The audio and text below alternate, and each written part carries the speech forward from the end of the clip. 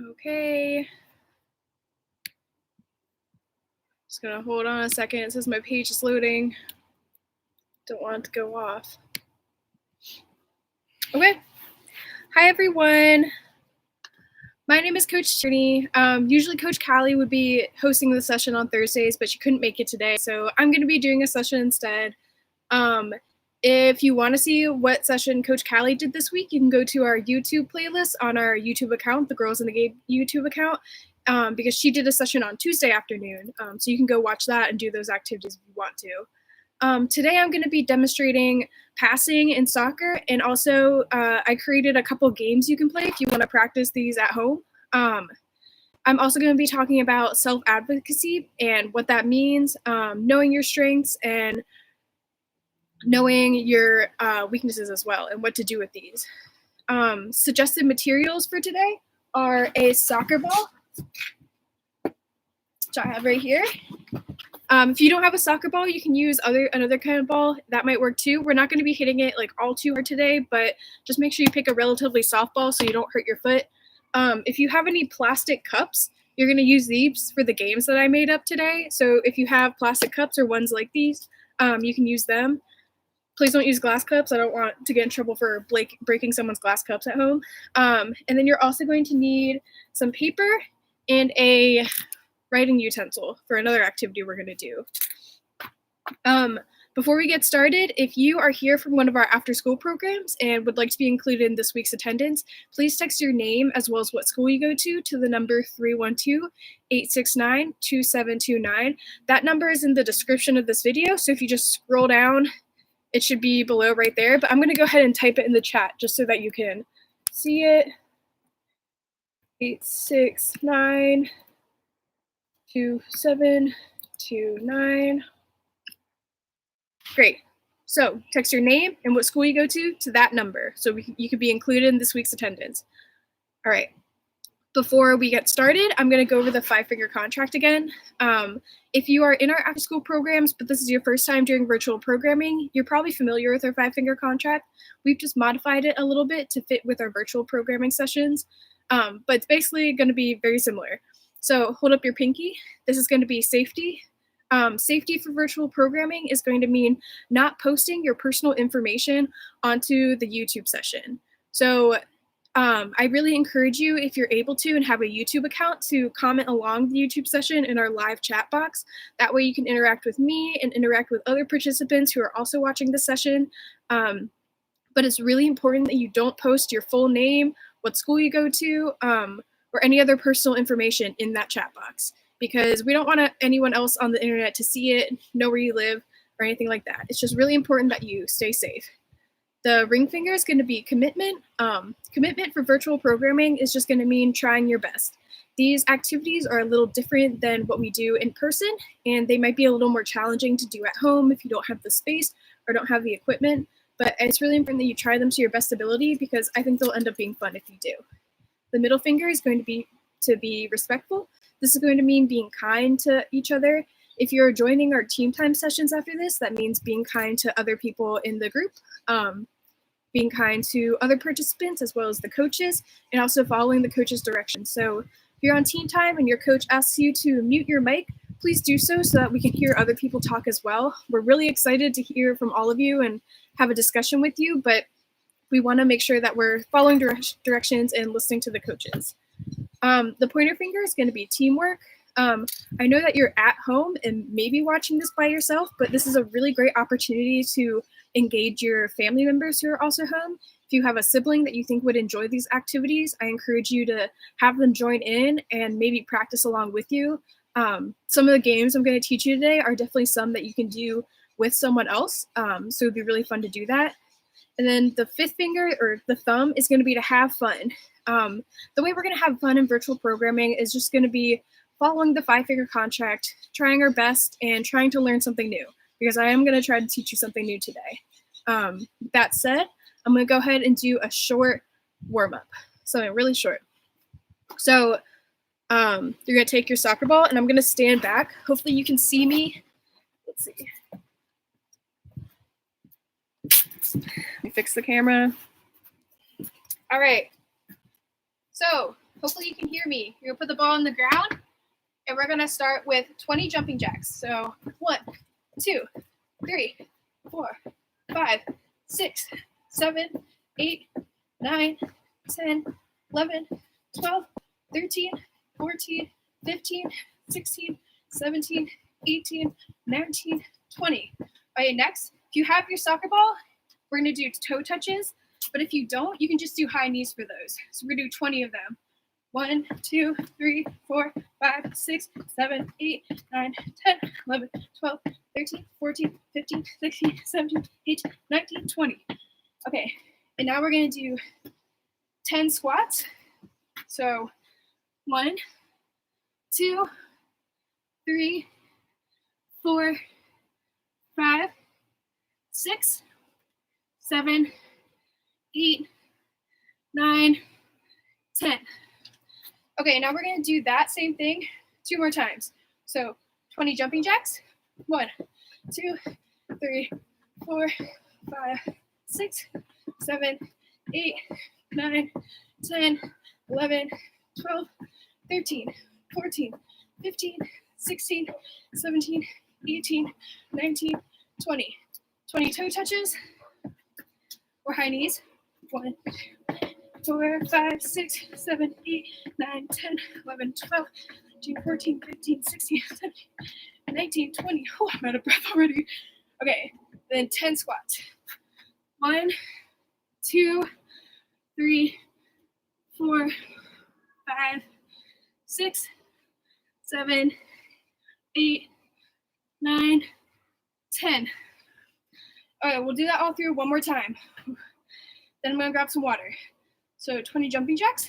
1, 2, 3, 4, 5, 6, 7, 8, 9, 10, 11, 12, 13, 14, 15, 16, 17, 18, 19, 20. Okay, 22 touches. 1, 2, 3, 4, 5, 6, 7, 8, 10, 12, oops, 13, 14, 15, 17, 18, 19, 20. And 10 squats. 1, 2, 3, 4, 5, 6, 7, 8, 9, 10. Okay. If you need a second, get some water. Hi, everyone who's saying hi. Need a sip of water. Okay. Next, we're going to do some stretches. It's really important to do stretches after you exercise, even if that was a really short exercise. I did a kickboxing warm-out the other day, didn't stretch afterwards, and I really hurt my legs, so please stretch. So we're going to start with take your right arm, cross it across your body, and hold it for 10 seconds. 1, 2, 3, 4, 5, 6, 7, 8, 9, 10. Other arm. 1, 2, 3, 4, 5, 6, 7, 8, 9, 10. Take your right arm, put it behind your back like this, and pull it with your other arm. 1, 2, 3, 4, 5, 6, 7, 8, 9, 10. Another arm. 1, 2, 3, 4, 5, 6, 7, 8, 9, 10.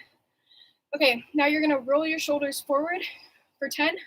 1, 2, 3, 4, 5, 6, 7, 8, 9, 10, and back 10. 1, 2, 3, 4, 5, 6, 7, 8, 9, 10. Okay, you're gonna put your leg up, and grab your ankle, and hold it for 10 seconds. It stretches your quad. 1, 2, 3, 4, 5, 6, 7, 8, 9, 10. And other leg. Whoop. 1, 2, 3, 4, 5, 6, 7, 8, 9, 10.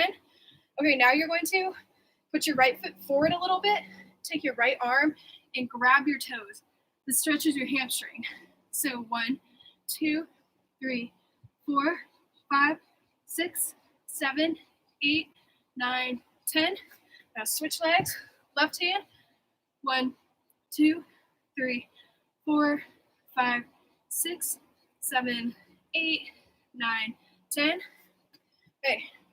Now reach your right arm up and pull it over this way to stretch your side. 1, 2, 3, 4, 5, 6, 7, 8, 9, 10. Other way. 1, 2, 3, 4, 5, 6, 7, 8, 9, 10. Okay. Now we're going to do 3 of these. You're just going to reach down, touch your toes, and then reach all the way up. So roll up and reach the sky. That's 1. And roll back down. 2.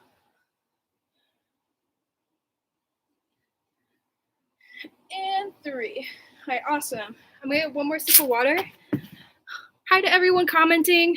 Make sure if you want to be included in this week's attendance to text the number 312-869-2729 to be included in this week's attendance.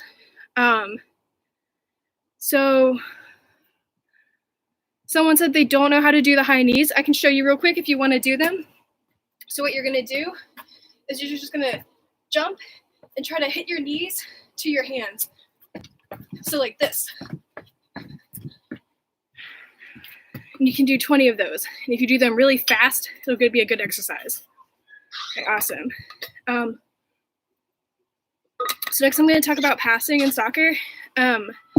If you watched my session last week, I usually coach on Tuesdays. Last Tuesday, I taught how to dribble in soccer and why it's important. So if you want to go back and learn that, you can go look at that video on our YouTube playlist. This week, I'm going to talk about passing, which is how you get the ball to another teammate, and it's a really important part of soccer. 2 really important parts about passing is making sure that's an accurate pass, which means that you're getting it directly to your teammate. If you miss your teammate, then the other team might get the ball and take it away, and so you really want to practice accuracy. The second one is power, so that means kicking it hard enough so it goes nice and fast, and so that means it's harder for another team to get it before you get it to your teammate. Now I'll talk about some of those key points in a second. So you're going to take your ball, and I'm going to push this down a little bit. You might not be able to see my face. It's okay. Okay. So for passing, you want to pass with the inside of your foot. So if I'm passing forward, go like that. You have to run and get the ball every time. Okay. Another key point. When you're passing, you want your ankle, which is right here, to be locked. So you don't want it to be moving around, because then when you kick it, it's just going to go everywhere. So you want it to be locked, nice and firm, so that it goes in the direction you want it to. So again, just almost knocked over my water bottle. Okay. And then you want your foot that you're passing with to be flat and pointing kind of upwards, not downwards. Because facing this way, you're going to have a lot more space to hit the ball. So it'll be a better chance of you hitting it and not missing it. Also, when you're passing, you want the foot that you're not passing with to be facing to where it want it to go. You want your shoulders to face that way too. That's going to help with your accuracy and make sure that the ball is going in the right direction. And so to make sure that your kick is more powerful and that your pass is going in the right direction and going fast enough, you want to use your whole leg to kick. So not just your knee. You see how I bend the knee like that? That's going to be not as powerful as if you use your whole strong leg to kick it. So let's see if I can, I'm going to kick it this way. Hopefully it doesn't go off the deck, because then I'm going to have to run and go get it. But so if I kick it like that, kind of like a low, does not go as fast. But if I use my whole leg, that was a little bit faster. Oh man. So I'm not in any way a pro at soccer, so I'm not going to be that great, but I like to practice too because I like to play soccer. One way that you can practice passing is with a teammate. So if you have a little sibling or an older sibling or another family member and you have a soccer ball, you can just go out and kick it back and forth with them, practicing those 6 key points that I talked about. But I have some games that I developed with using plastic cups. If you don't have plastic cups, you can use something else that you can knock over that's not going to break. I just use these because these are not breakable, and I don't really care if they get messed up because they're just plastic cups. So basically all these games is you're just going to try to knock over the cups. But for the first one, you're going to line them all up and see how many you can get in a row. And you want to try to challenge yourself to try to get more each time. So let's see.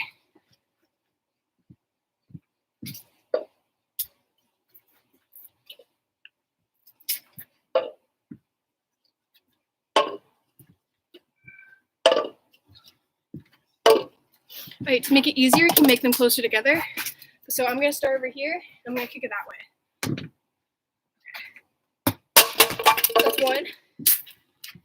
You go back to the same spot. If you have something to mark your spot, that's a good idea. That's 2.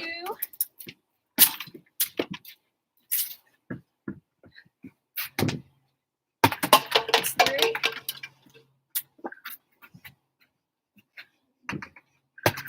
Oh, see, and then I missed that one. So I got 3 in a row. So I'd set them back up and try again. Another way you could do it is you can stack them up. So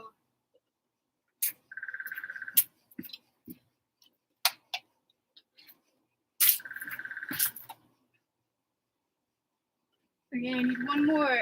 And try to knock them all down at once. So I'm going to start back here. Oh, I missed it. Practice makes perfect. Woo!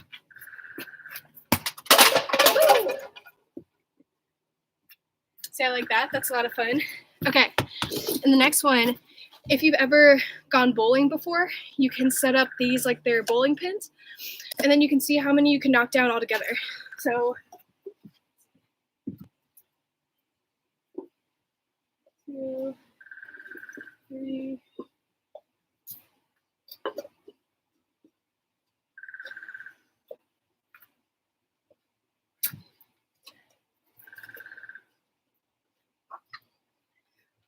See, I bent this one. That's why you want to use plastic cups and not like glass ones or something. So let's see how many I get down. So I got all of them. Apparently it's really not that hard to knock them all down. So that would be a streak, but you can play this with someone else and see who gets the most points and just keep going until you want to end the game. So I'm going to leave those there for right now, and we'll go ahead and start talking about self-advocacy. But if you have other games you can think of with using a soccer ball and things like that, feel free to comment them in the chat, and I'll be able to see them, and then maybe I'll do them next week. Okay, I have another sip of water. Okay, I'm gonna say it one more time, but if you want to be included in this week's attendance, please text your name and what school you go to the number that I put in the chat. So next we're going to talk about self-advocacy. So what does self-advocacy mean? It basically means standing up for yourself, speaking up for your needs, as well as your rights and your belief. It's a really important skill to have. Practicing self-advocacy on a regular basis can help you become more independent and feel more empowered. It can also help you find your own solutions to any problems that you have because you feel confident in that. And you also feel confident in your ability to succeed and reach your goals. So self-advocacy is a really great skill. We're going to talk more about how to increase that skill and be really good at it. So a good self-advocate recognizes their strengths, and they understand how to use these strengths so that they can help yourself and also help others. A good self-advocate also recognizes that you have weaknesses, and you understand how to stand up for yourself, to ask for help when you're addressing these weaknesses and trying to get better at these things. A good self-advocate also stands up for themselves without hurting other people, in a safe and positive way. So if you're standing up for yourself, but you're tearing someone down at the same time, you're not being a great self-advocate. So it's really important that we're kind to each other. That's all I want to say. So on strengths and weaknesses, a strength is something that you're really good at. So start thinking in your mind of some strengths that you may have, because we're going to talk about that a little bit. A weakness is something that you might need to work on. Something that's really important to remember is that we all have both strengths and weaknesses. No one person is good at everything. Everyone has weaknesses, and it's really important to acknowledge that, because sometimes you might see someone who's really good at something that you're not, and you think, wow, that person must be good at everything. But it's not true. They probably have weaknesses that are something that you're really good at too. So for this activity, I'm going to read off different skills or traits, and if you think it's something that you're really good at, I want you to give yourself a high five. So make sure it's a really good high five too. Like if you're really good at it, you should be rewarding yourself. So I'm going to start reading through them, and I'm going to follow along. If it's something I think I'm good at, I'm going to high five myself, but if not, I'm just not going to do anything. So listening, I think I'm good at that. Reading, public speaking, asking for help, patience. I'm a pretty patient person. Admitting mistakes, forgiving others, saving money, spelling, following the rules. I think I'm good at that.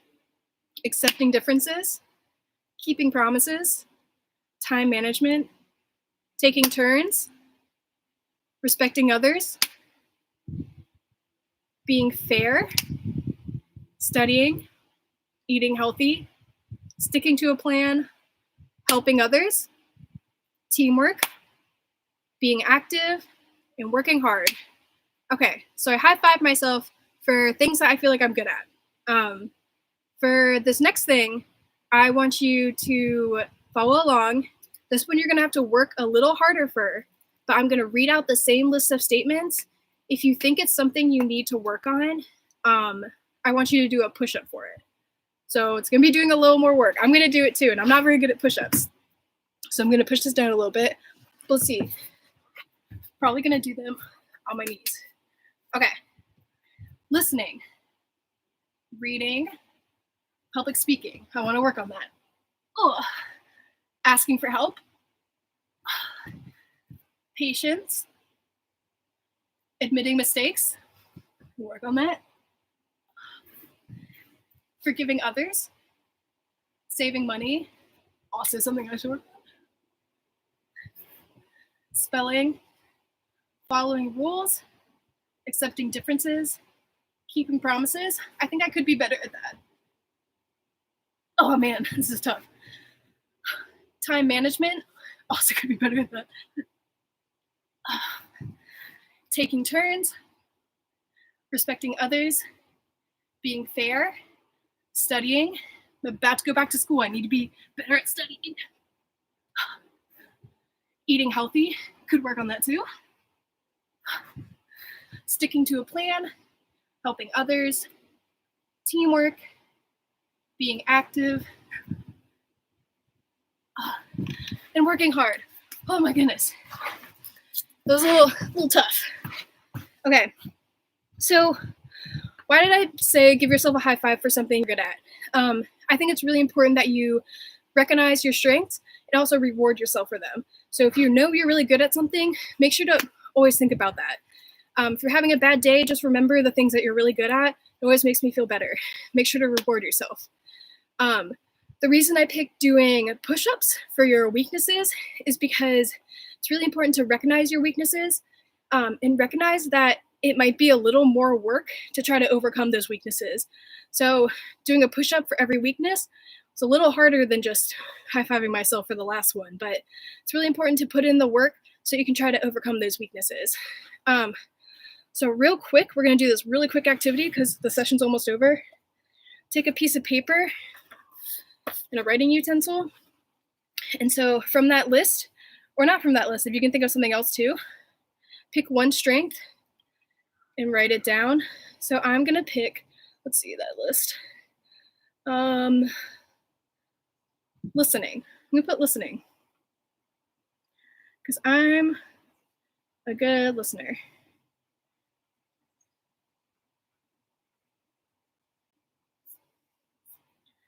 So I'm going to just put listener equals a strength.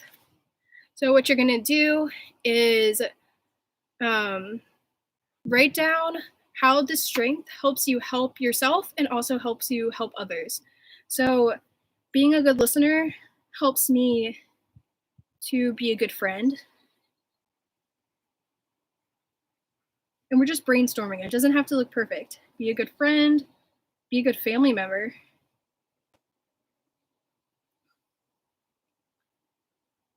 By helping someone, by listening to other people when maybe they're having a bad day, listening to them might make them feel better. And that's something that's really important to me. So I think it's a good to have this strength. And how it helps me help myself, it helps me to learn more about my friends and family by being a good listener.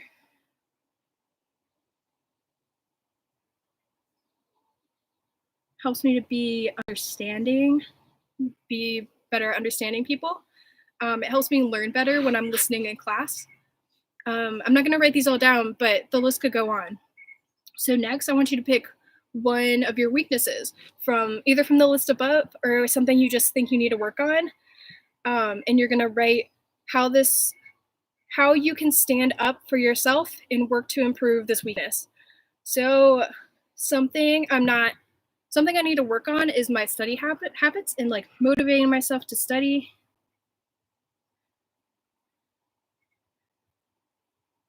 So I wrote that down. Studying is a weakness, but that's okay. So how can I stand up for myself and work to improve this weakness? So I'm going back to school next year. I'm going to graduate school. And I think one way that I could really help myself be better at studying is by talking to my professors, telling them that I'm having trouble with a subject if I don't understand it, and asking them to help me with tips on how to do well in their classes. That's a really great example. If studying or reading or spelling are all weaknesses for you, talking to your teacher and seeing how they can help you is a really great way to stand up for yourself and practice self-advocacy because you're taking something that's a weakness and working hard to improve it. So I challenge you to do the same thing.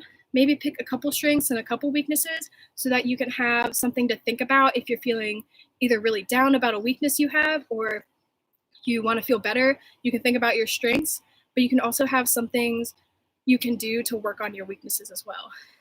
Next week in a session, I'm going to talk a little more about self-advocacy and how it relates to peer pressure. So come back and watch me next Tuesday if you want to see that. But that's all I have for today. Thank you all for joining the session. If you want to join tomorrow afternoon, Coach Stephanie will be coaching on YouTube as well. It'll be from 2 to 2:30. You just have to come back to our YouTube live. You can watch our other activities that we've done by going to our YouTube channel, Girls in the Game at our YouTube channel, and going to our virtual programming playlist. This has all the videos that we've done for the last couple of weeks of virtual programming, and there's been a lot of really fun activities. Team time, if you are joining us for team time, you should have gotten a link to Girls in the Game website, and it's going to have the different team times, and you're going to click on the one that was told in your email. So if you go to Jameson or Kinsey, your team time is going to be on Zoom from 3:30 to 3:45. If you're in Peterson or Visitation, it's going to be 3:45 to 4. If you're in Stowe and Longwood, it's going to be 4:15 to 4:30. So again, you can go to girlsinthegame.org/virtual, and this will have all the links to all of it. Finally, remember, if you want to be included in attendance, please text your name and your school to 312-869-2729. And thanks, everyone. Have a great rest of your day.